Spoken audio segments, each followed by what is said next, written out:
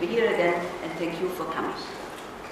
Would you really enter an airplane without knowing the heights you are climbing, where you are going to land, and what to expect in the new country? Would you really go, assume, without any luggage, without a companion, blindfolded? Would you assume that this trip must take you to the nirvana? Would you fly without your seatbelts fastened?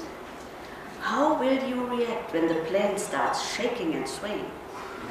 What will happen when things get really uncomfortable, when you get frightened, when you finally are convinced the plane is crashing and your blood freezes? On whom will you put the blame after the uneasy landing for all this? The plane? The storm? The guy who sold you the ticket? Your mother? And how would you name this after an uneasy landing? A bad trip? Just auslaufen.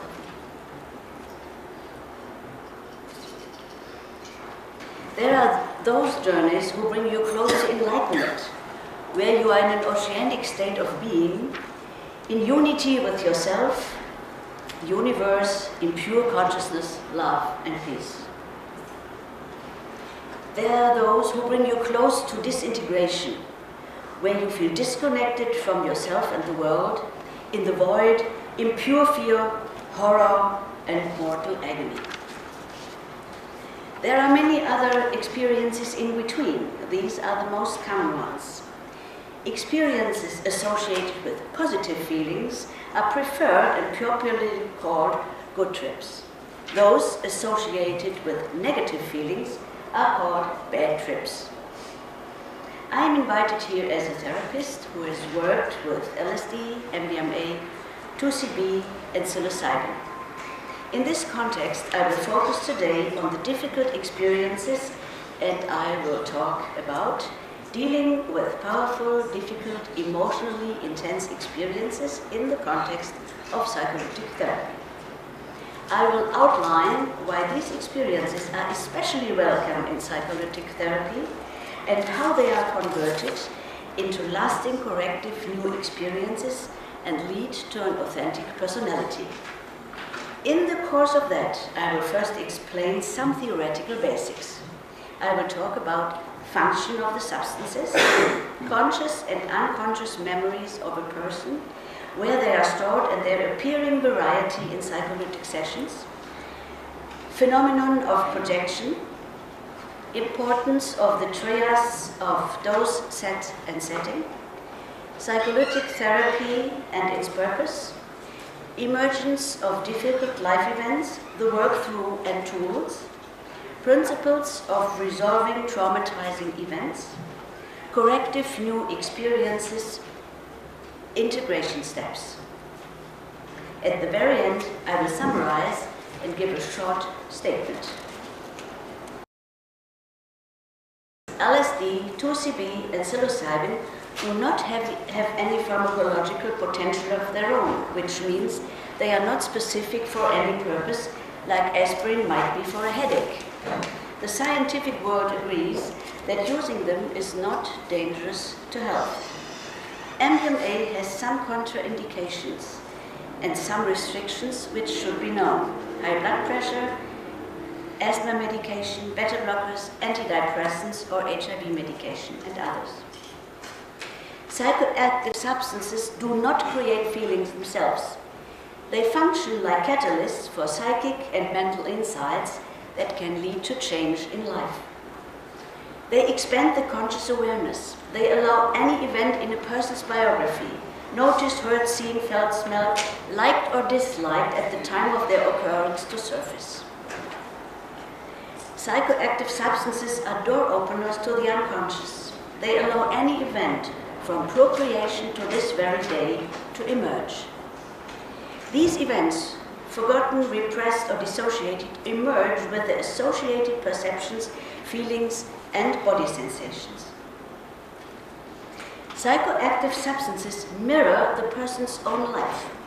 The substances only excavate what is stored. One only perceives the very own inside. Psychoactive substances facilitate encountering oneself. Powerful experiences first happen in real life. They leave an impact. The bad trip in a later session is only the replay of a former reality showing up in a condensed, possibly alienated form.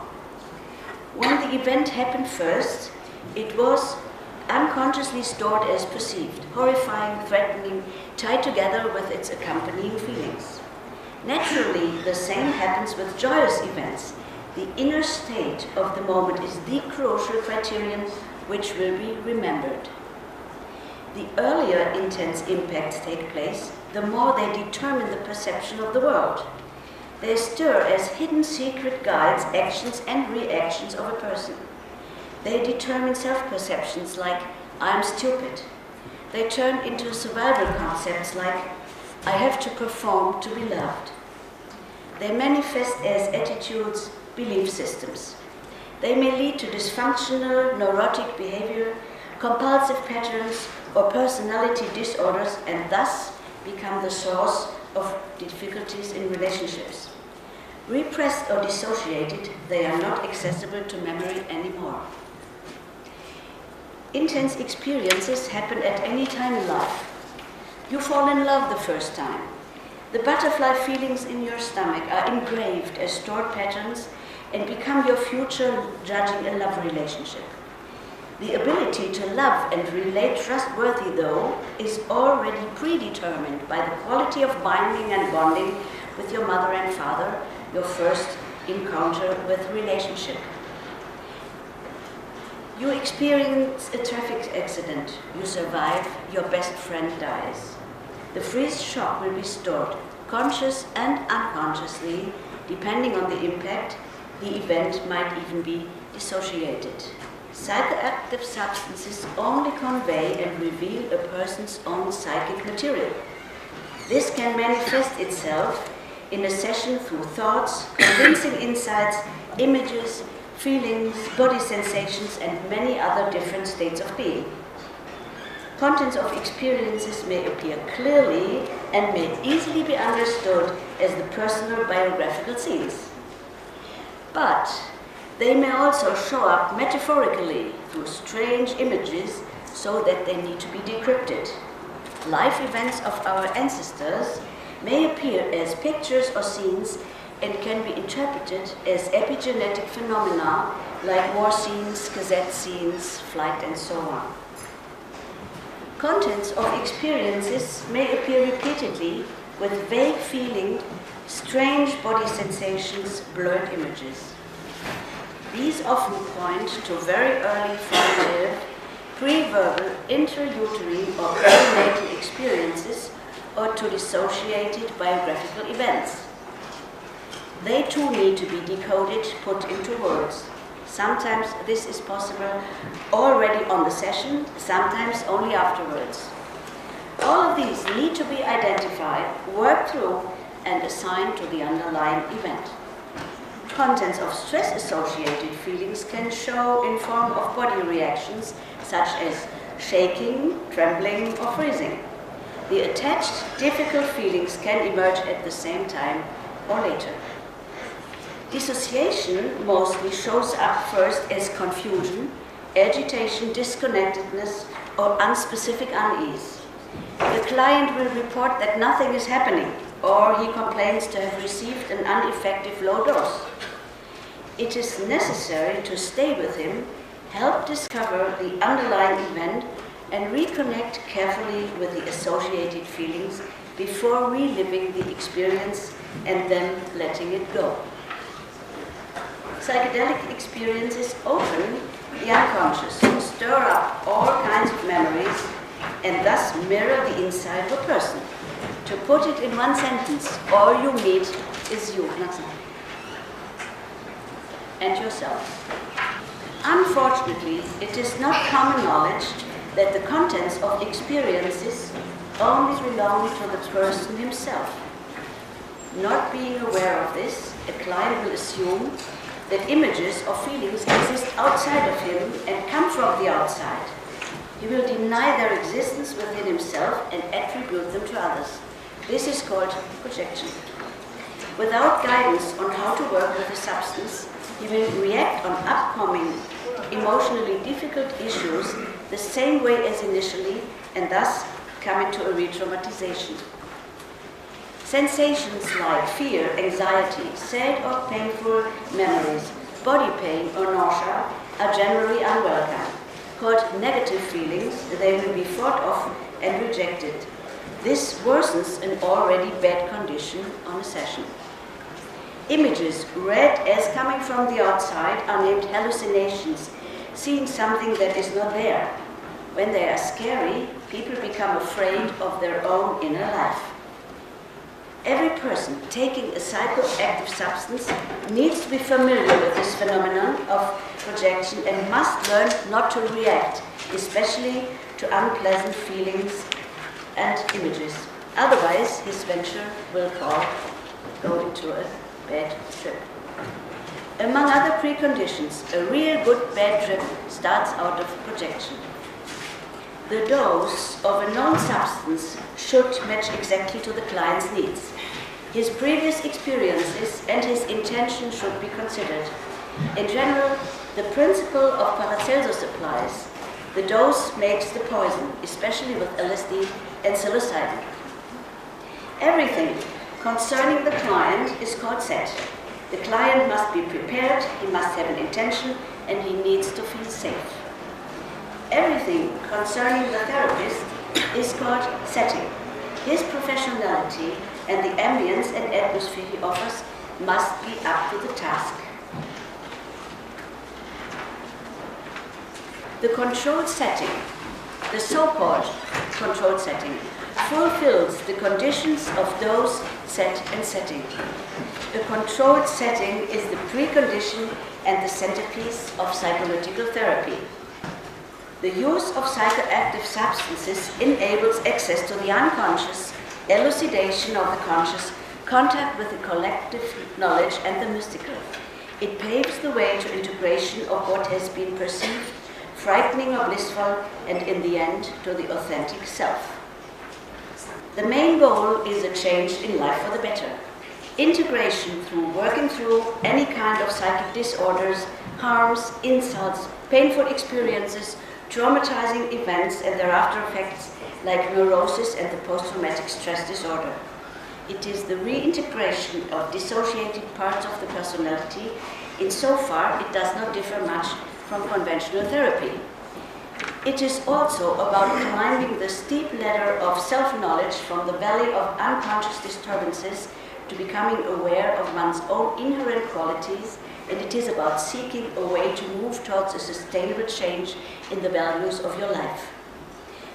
This is the moment to mention the ongoing studies with MDMA on post-traumatic stress disorder all over the world and to thank all participants.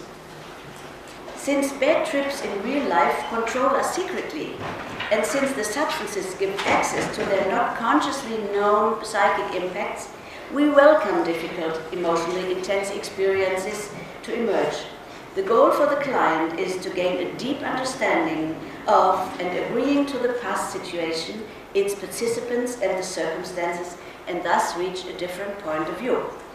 Moreover, many a client may get an understanding of the roots of his various addictions. In our controlled setting, a client would direct his intention towards a bad experience from the past, here a dragon, and face it. In the beginning, he stops fighting. He bids the dragon to stop being dangerous. He looks deep into his eyes. For the first time in life, they see and recognize each other. The dragon is taken by surprise. When the hero touches him fearless and friendly, his evil power diminishes. The touch tames the dragon and transformations take place. The chain that has tied the two together dissolves and the dragon transmutes into the enormous force of the client which had been frozen by fear. When such experiences occurred spontaneously, they were treated the same way. The emerging material determines the tool. One tool is the client's own observation of the process, memorizing the answers and insights. One tool is the therapist. Sorry, the thing goes wrong. He's talking or listening. Okay. Answering questions. Here we have family constellation, which shows the dynamics of a system. Here is life body work in the as-if-now modus for traumatizing events. There is the group interaction to represent the world and give support. Naturally, there is music. Not only difficult experiences must emerge completely. For final integration, they have to be worked through, sometimes a couple of times. They must be understood and agreed to on a body, mind, and soul level. The traumatizing event links with the perception, reaction, the associated feelings and sensations of the moment. Whenever a trigger is perceived, unconscious association arises and the system reacts in its specific way. To resolve the link between the identified traumatic event and the associations must be cut. The cutting needs an environment of trust. For reliving, the client's grown-up part stays in contact with the therapist. The hurt child remains in contact with its feelings and perceptions. By reliving and acknowledging the event to be over, the cut is done.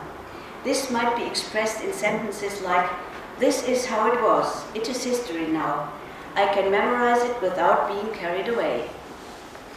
To achieve a sustainable change in life after this process, the client now must develop new patterns, exercise them, and reorganize his daily life.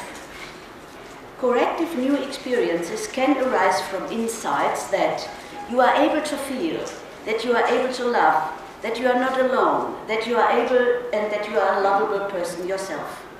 Another important healing experience is to develop the courage to open up and to find out that you are not hurt by daring this, or to even make friends.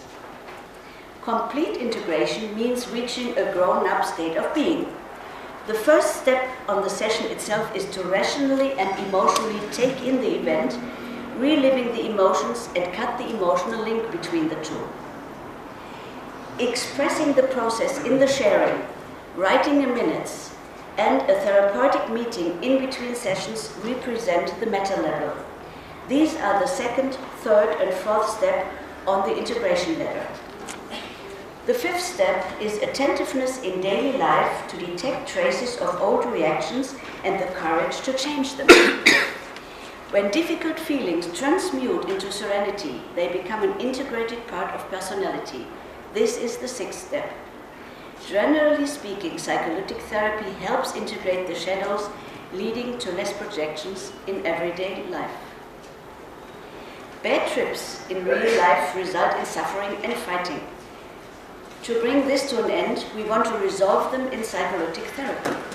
The door openers to the unconscious facilitate their lively emergence.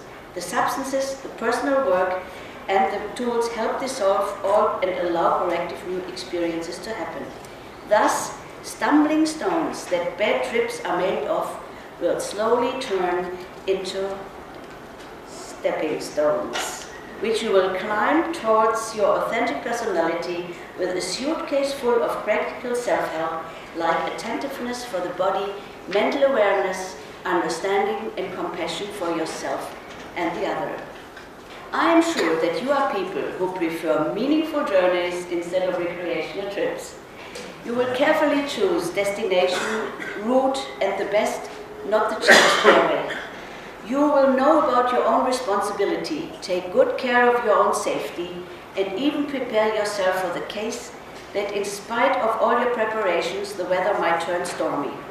You will take a partner along or a tour guide. You make sure beforehand to land safely and be welcomed by your fellow friends and relatives. Above all, you will have embarked on this journey for the sake of your inner development.